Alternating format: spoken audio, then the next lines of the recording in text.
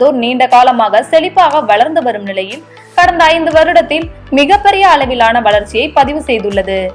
காலமாக கோவை திருப்பூர் பகுதி தொழில்துறை நிறைந்த பகுதி என்பதால் வேலை வாய்ப்புகளும் மக்கள் மத்தியில் பணப்புழக்கத்திலும் குறைவில்லாமல் இருந்தது.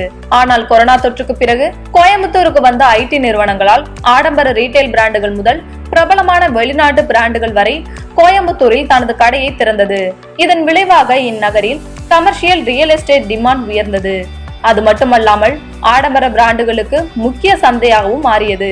இந்த மாற்றத்தை ஆரம்பத்திலிருந்து கவனித்து வந்த மால் கட்டுமான மற்றும் நிர்வாக நிறுவனமான பீனிக்ஸ் மில்ஸ் கோவையில் பிரீமியம் ரீட்டைல் மால் அமைக்க முடிவு செய்துள்ளது. பீனிக்ஸ் மில்ஸ் கொடுத்த தகவலின்படி கோயம்புத்தூரில் ஹை எண்ட் ரீட்டைல் மால் கட்டுவதாக அறிவித்துள்ளது. கோவை அவினாசி சாலையில் இந்த நிலம் உள்ளது.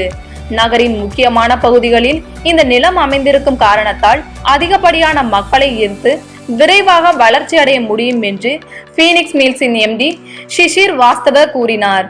சென்னையில் உள்ள பீனிக்ஸ் மார்க்கெட் சிட்டியை தொடர்ந்து தமிழ்நாட்டில் பீனிக்ஸ் மில்ஸின் 2வது இடத்தில் மால் கட்ட உள்ளது.